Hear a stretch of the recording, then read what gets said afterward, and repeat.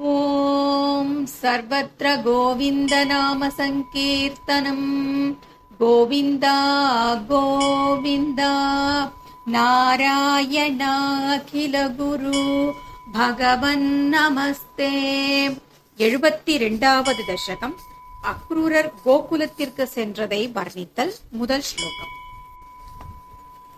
कंसोऽथ नारदगिरा व्रजवासिनं त्वाम् आकर्ण्य दीर्णहृदय सहि गान्धिनेयम् आहूय कार्मुकमक चलतो भवन्तम् आनेतु मेन महिनो दहिनाथशायिन्. இரண்டாவது ஸ்லோகம். அக்ரூரயேஷ பவதங்கிரி பரश्चिराय त्वदर्शनाक्षममना क्षितिपालभीत्या तस्याज्ञयैव पुनरीक्षितुमुद्यतस्त्वाम् आनन्दभारमतिभूरि तरम् बभार. மூன்றாவது ஸ்லோகம். सोऽयं रथेन सुकृति भवतो निवासं गच्छन् मनोरथगणां स्वयि धार्यमानान् आस्वादयन् मुहुरपाय भयेन दैवं सम्प्रार्थयन् पथिन किञ्चिदपि व्यजानात्. நான்காவது ஸ்லோகம். द्रक्ष्यामि वेदशतगीत गतिं पुमांसम् स्प्रक्ष्यामि किं स्विदपि नाम परिष्वजेयम् किं वक्ष्यते स खलु मां क्वनु वीक्षितः स्यात् इत्थं निनाय स भवन् मयमेव मार्गम्. ஐந்தாவது ஸ்லோகம். भूय क्रमादभिविशन् भवदङ्घ्रिपूतम् बृन्दावनम् हरविरिञ्च सुराभिवन्द्यम् आनन्दमग्न इव लग्न इव प्रमोहे किं किं दशान्तरमवापन पङ्कजाक्ष. ஆறாவது ஸ்லோகம்.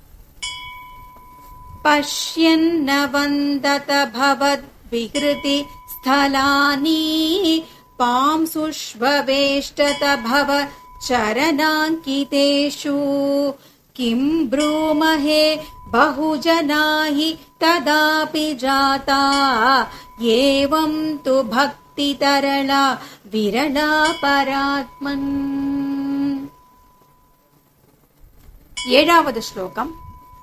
सायं स गोपभवनानि भवच्चरित्र गीतामृत प्रसृत कर्ण रसायनानि पश्यन् प्रमोद सरितेव किलोह्यमानो गच्छन् भवद्भवन सन्निधि मन्वयासीत्.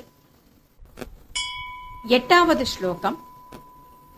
तावद्ददर्श पशुदोह विलोकलोलम् भक्तोत्तमागतिमिव प्रतिपालयन्तम् भूमन् भवन्त मयमग्रजवन्तमन्तः ब्रह्मानुभूतिरससिन्धु मिवोद्वमन्तम्.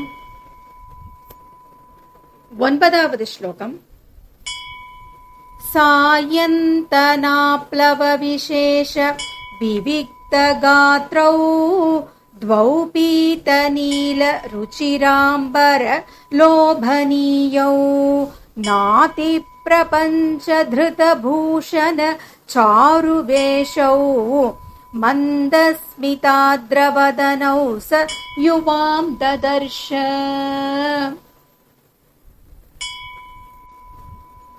பத்தாவது ஸ்லோகம். दूराधृतात् समवरुह्य नमन्तमेनम् संस्थाप्य भक्तकुलमौलि मथोपगूहन् हर्षान्विताक्षरगिरा कुशलानुयोगी पाणिं प्रगृह्य सबलोऽथ गृहं निनेथ। 11வது श्लोकम्। नन्देन साकममितादर मर्चयित्वा तं यादवं तदुदितां निशमय्य वार्ताम् गोपेषु भूपतिनिदेश कथां निवेद्य नानाकथाभिरिहतेन निशामनैषीः। कडेसी श्लोकम् 12வது श्लोकम्।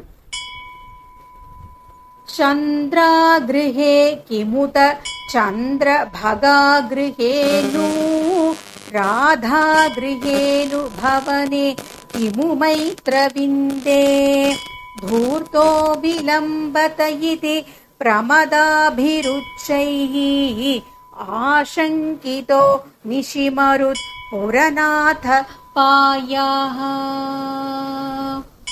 ॐ सर्वत्र गोविन्दनाम संकीर्तनम् गोविन्द गोविन्द नारायण अखिल गुरु भगवन् नमस्ते। ॐ